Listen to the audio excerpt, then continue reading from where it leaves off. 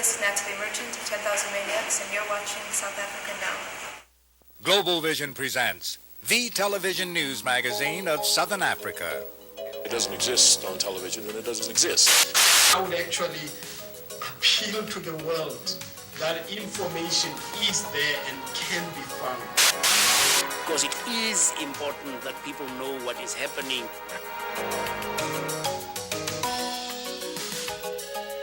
This week, South Africa Now presents these stories.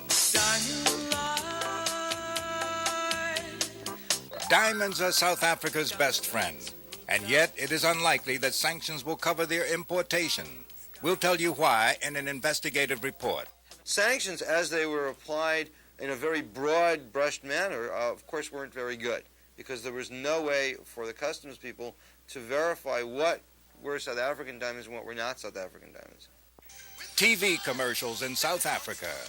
One sign of change, multiracial ads are starting to appear. Advertising to put an emphasis on the similarities that exist between the black middle class and its white culture, white counterparts. It's something that should be embraced with doubt and misgiving. Oh, give me hope, Joanna. Hope, Joanna, give me hope, Joanna, for the morning come. And in our culture section, it hit the top of the charts in England. And now, for the first time in this country, rocker Eddie Grant focuses in on apartheid. To buy new weapons any shape of guns, while every mother in a black Soweto fears.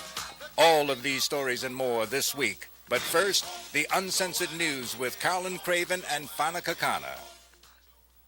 In what appears to be a direct response to protests from the American anti-apartheid movement, South African President F.W. de Klerk has canceled his June 18th visit to the United States. Reports say de Klerk was unwilling to risk a confrontation with activists who have opposed a planned White House meeting with President Bush. De Klerk also reportedly feared unflattering television images of anti-apartheid protests.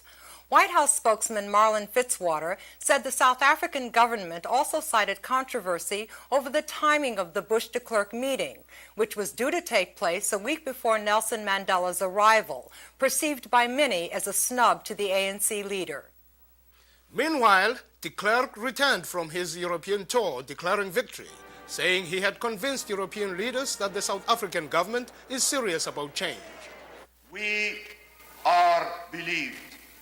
The European community is expected to lift some sanctions at its upcoming meeting in Dublin on June 26th. The countries most likely to agree to de Klerk's requests are England, France, Italy, Greece, Portugal, and the Netherlands. Mandela says he plans to visit the same countries that hosted de Klerk and ask them to keep the pressure on. On his return to South Africa, de Klerk was greeted by a rally of 50,000 right-wing whites who opposed the government's dialogue with the ANC and any reform of the apartheid system. We shall not accept the threatened destruction of our nation's freedom, but will fight to restore that which has already been unjustly given away.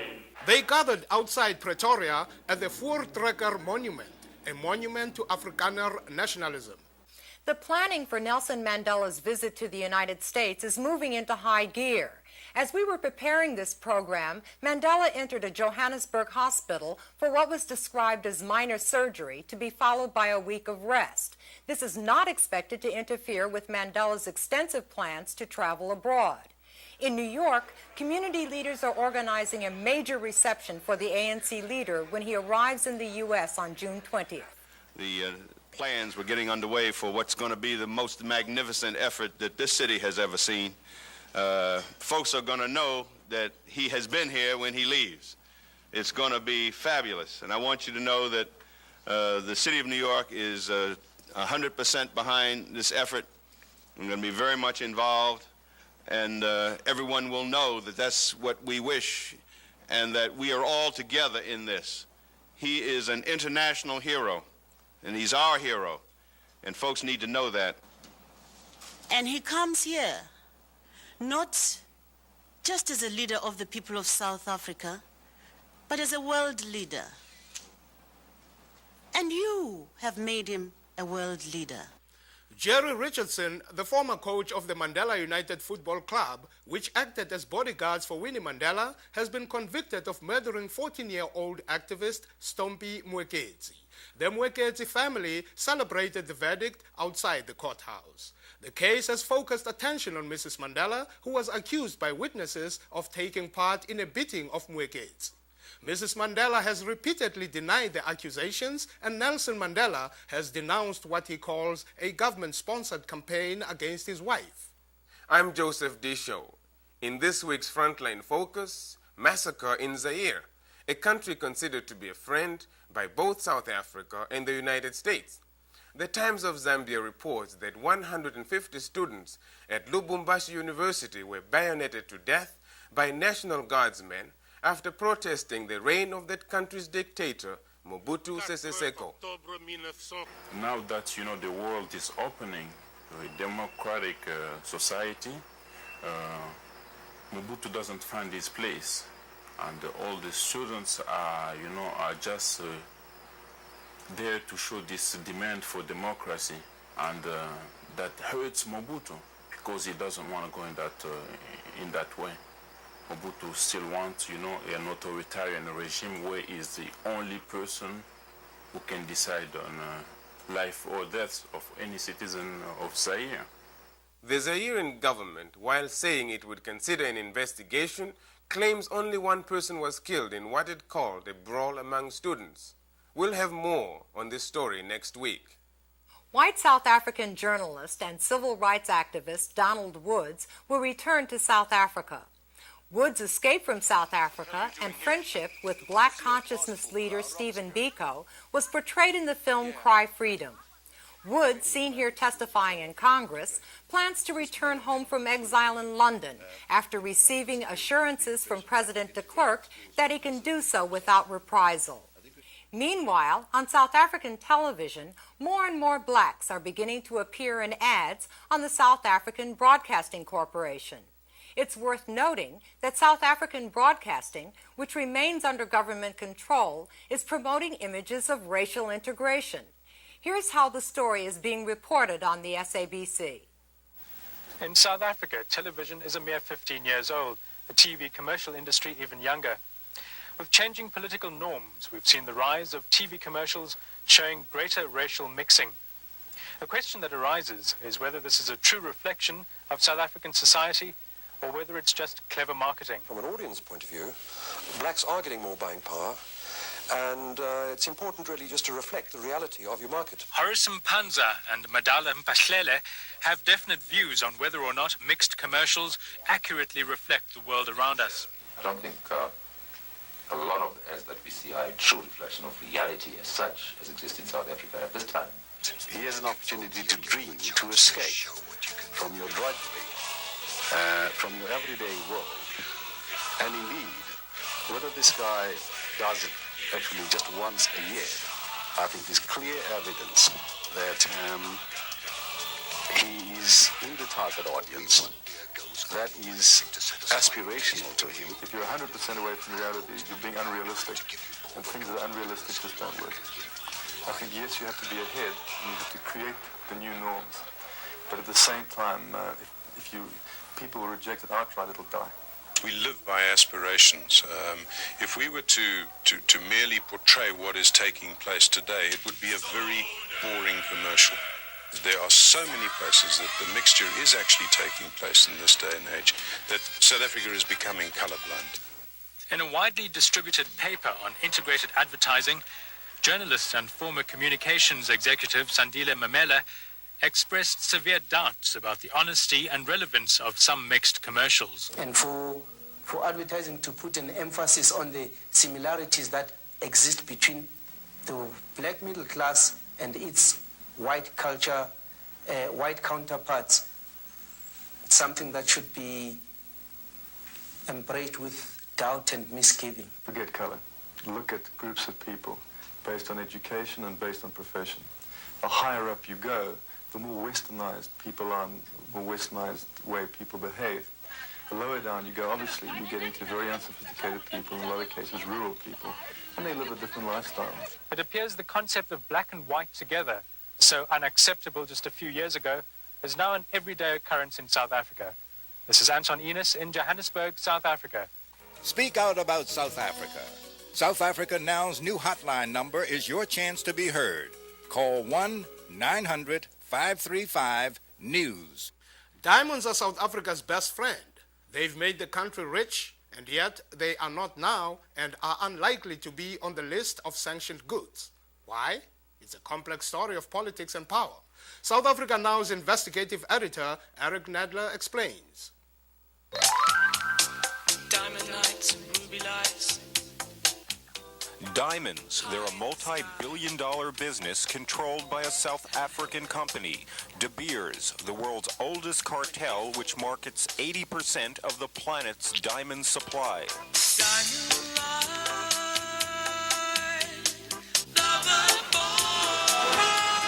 47th Street in Manhattan, the heart of New York City's Diamond District. Every day, millions of dollars worth of precious gems are bought and sold here. South African diamonds are traded here as well. Despite years of debate on Capitol Hill over the merits of banning South African diamonds, the flow continues unabated. In this report, we'll tell you how powerful diamond interests have protected the apartheid state's most precious gems. South Africa's diamonds were first unearthed around the turn of the century. Cheap labor fueled enormous profits from giant mines like this one outside Johannesburg.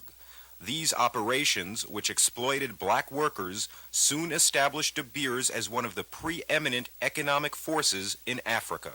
Their economic power is so strong that it is identified with the economic power of the South African government. You can't take De Beers out of South Africa, and you can't take South Africa out of De Beers. New York diamond expert Martin Rappaport tracks De Beers in his influential industry newsletter. De Beers is not just De Beers. De Beers is a very complicated, interconnecting web of corporations that include Anglo-American and many other companies. I'd say a majority of the companies on the South African Stock Exchange are one way or the other controlled by this group.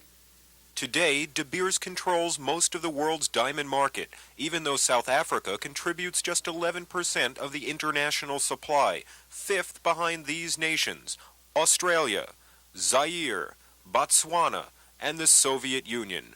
The newly mined or rough diamonds are then distributed through De Beers' central selling organization in London and sent on to cutting centers in India, Israel, Belgium, and the United States. When the U.S. Congress began debating economic sanctions against South Africa in the mid-1980s, Americans were major De Beers customers. More than $226 million worth of uncut South African gems were imported to the United States in 1986. I think there was concern worldwide by De Beers for sanctions because the international focus of what are we going to do about South Africa? What are we going to do about apartheid? Everyone was looking at America.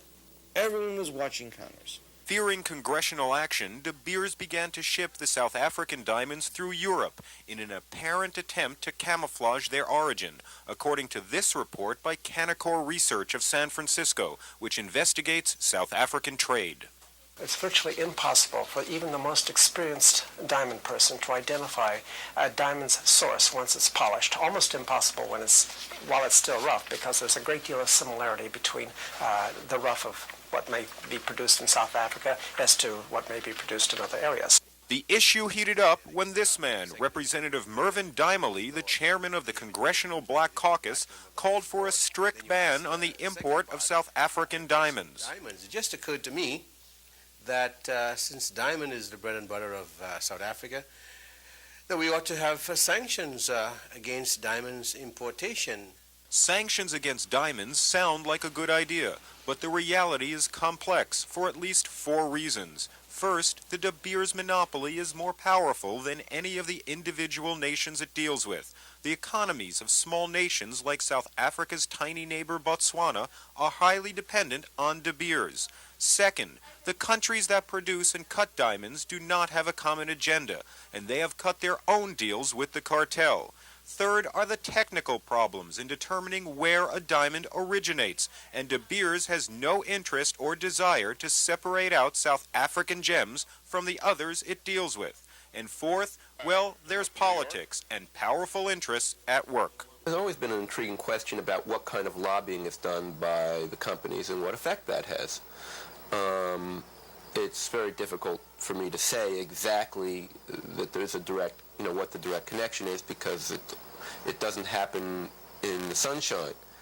Diamond interests work to defeat sanctions by hiring powerful insiders, some even linked to anti-apartheid causes, to monitor Congress. Well, much to my surprise, staff was bombarded with calls and interviews from lawyers who represented various interests.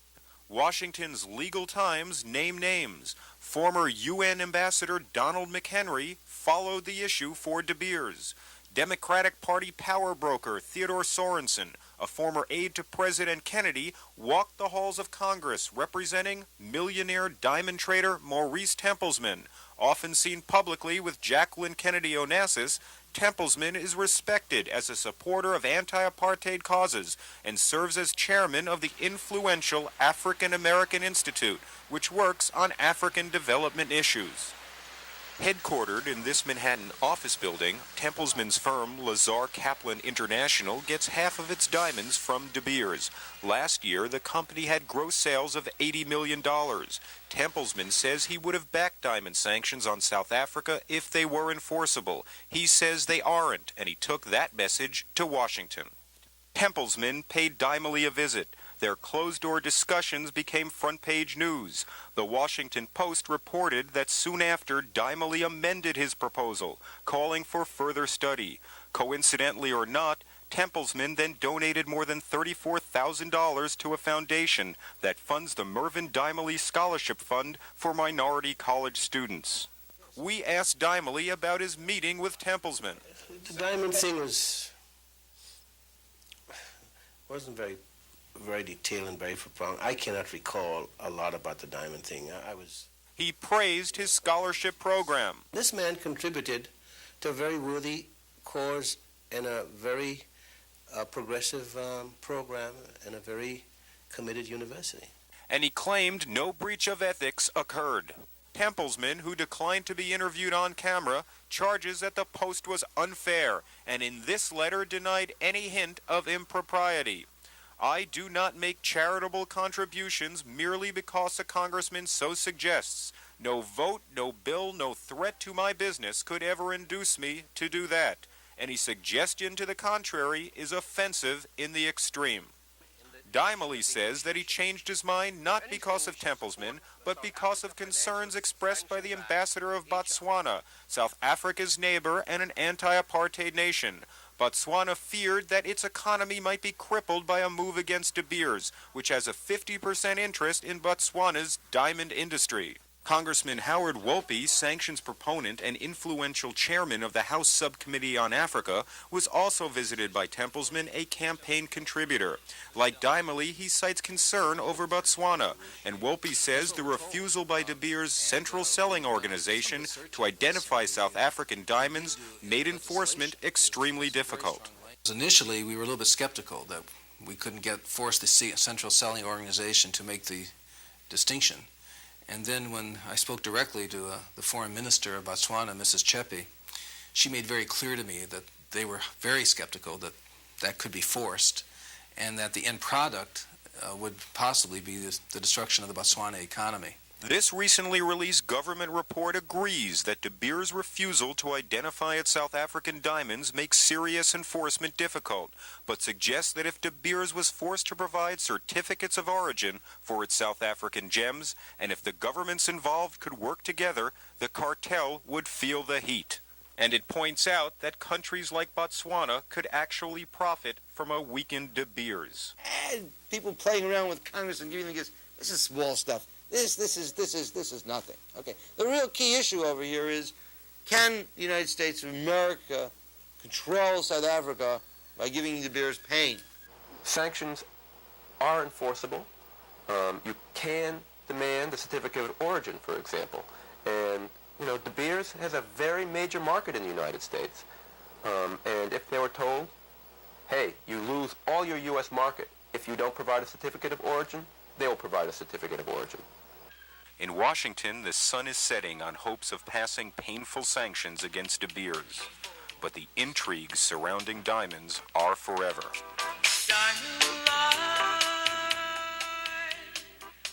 For South Africa Now, this is Eric Nadler. South Africa Now's question of the week. What is the single largest expense in the South African defense budget for 1990 to 91? And the answer, the Special Defense Account, the secret fund which was used to pay government-sponsored death squads and is used to acquire weapons. You're watching South Africa Now. Coming up next, our culture segment, featuring the best music, film, drama, and artistic expression from Southern Africa. And finally, in our culture segment, the premiere of a music video of an anti-apartheid song that's been to the top of the charts in the United Kingdom but has just been released in the US. It's by rocker Eddie Grant.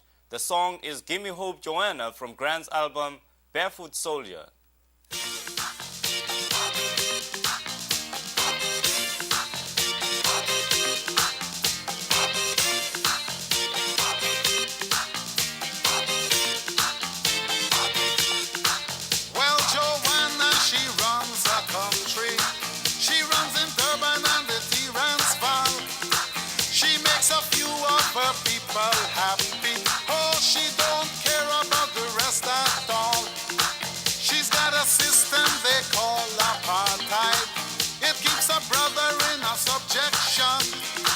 But maybe pressure will make Joanna see how everybody could live as one. Oh, give me hope, Joanna. Hope, Joanna, give me hope, Joanna, for the morning come. Give me hope, Joanna. Hope, Joanna, hope before the morning come. I hear she makes all the golden money to buy new weapons any shape of guns. While every mother in a black Soweto fears the killing of another son, sneaking across all the neighbors' borders, now and again having little fun. She doesn't care if the fun and game she play is dangerous to everyone. Oh, give me hope, Joanna, give me hope, Joanna, give me hope, Joanna, for the morning come. Give me hope, Joanna, give me hope, Joanna, hope before the morning come.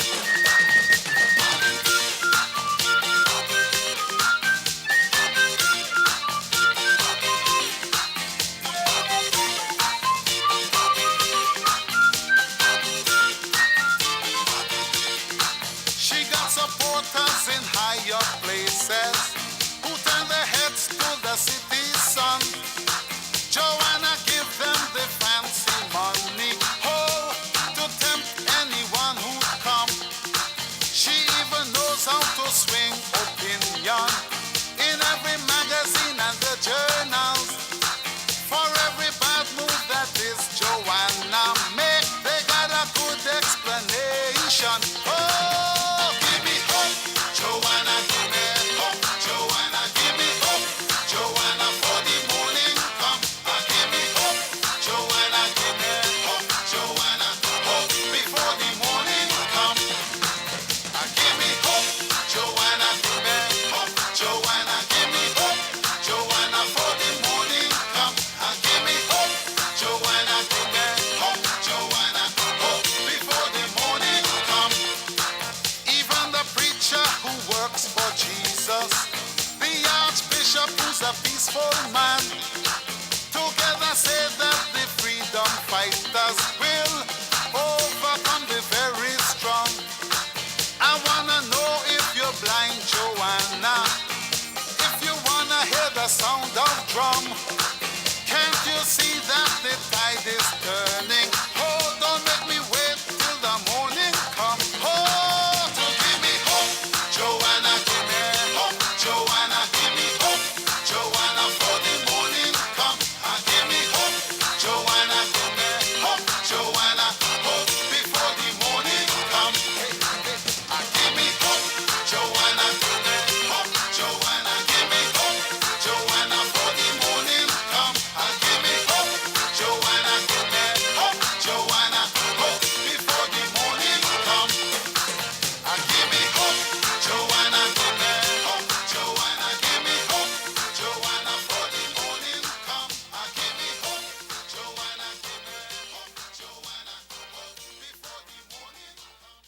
That's our program for this week. We are pleased to welcome viewers from WQED in Pittsburgh and around the world in Holland and Zimbabwe. As we've mentioned, you can now share your comments about the program by calling us at 1-900-535-NEWS. Calls are $4 and the caller receives a complimentary transcript. Each week, we'll listen to the comments and you may hear your message on next week's newscast. South Africa Now is produced by Global Vision in association with the Africa Fund, a non-profit organization that provides assistance and relief to victims of apartheid. On behalf of everyone at South Africa Now, I'm Fana Kekana. See you next week. She got supporters in higher places who turn their heads to the city sun. Joanna give them the fancy money, oh, to tempt anyone who come. She even knows how to swing opinion in every magazine and the journals. For every bad move that is Joanna make, they got a good explanation. Oh, give me hope, Joanna, give me hope, Joanna, give me hope, Joanna, for the morning come. Give me hope, Joanna, give me hope, Joanna, hope before the morning come. Give me hope, Joanna, give me hope, Joanna, give me hope, Joanna, for the morning come. Give me hope, Joanna, give me hope, Joanna, hope before the morning come. Even the preacher who works for Jesus, the archbishop who's a peaceful man, together say that the freedom fighters will overcome the very strong. I wanna know if you're blind, Joanna, if you wanna hear the sound of drum. Can't you see that the tide is turning? Oh, don't make me wait till the morning come. Oh, to give me hope, Joanna, give me hope, Joanna, give me hope, Joanna, for the morning come. Give me hope, Joanna, give me hope, Joanna, hope before the morning come. Give me hope, Joanna, give me hope, Joanna, give me hope, Joanna, for the morning come. Give me hope, Joanna, give me hope, Joanna. South Africa Now is also supported by public television viewers like you.